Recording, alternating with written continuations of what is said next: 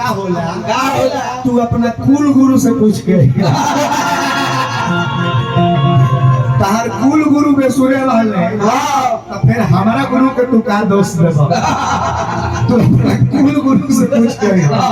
जा आलाप का कहला रोशन राज के तुलना करबो आलाप नहीं आलाप मार दे नो के तार रोआ कांप जाई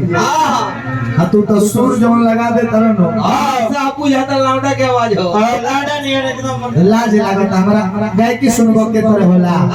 आलाप के तरह होला तारा के हम बतावता ध्यान दो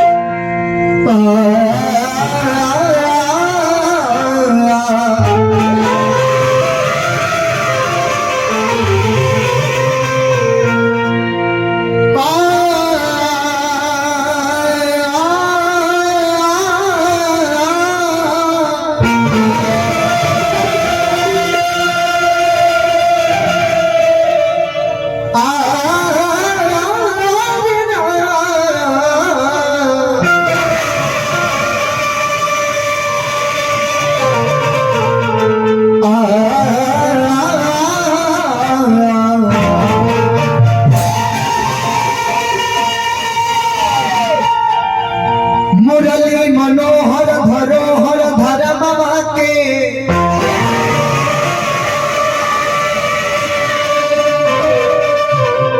धर्म के दिया ना बुताई न जाता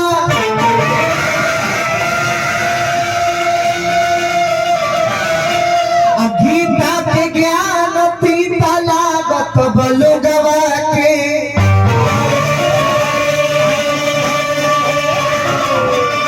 तरहिया अधर्म के सबका सोहा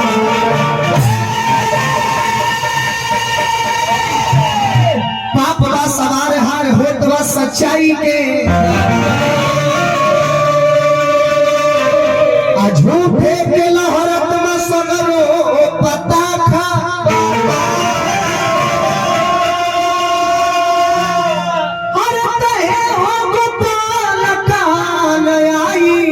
भगतन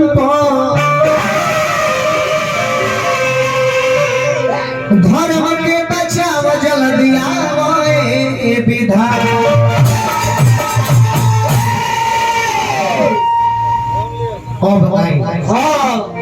प्रदुमन परदेसी जी का गाना बजाना था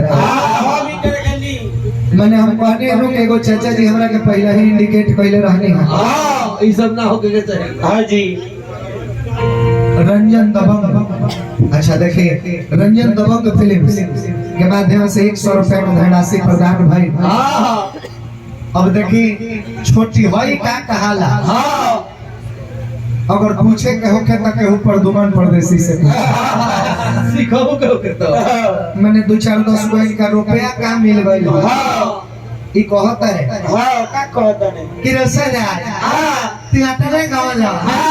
18 रुपए ना हई देख हमरा हाथना रुपए जोरे मार दे देखिए कभी पैसा 20 रुपया के उनका के दे देले रहला वो तने पगवा चढ़ा जाए हां अच्छा ये बताएं कि पैसा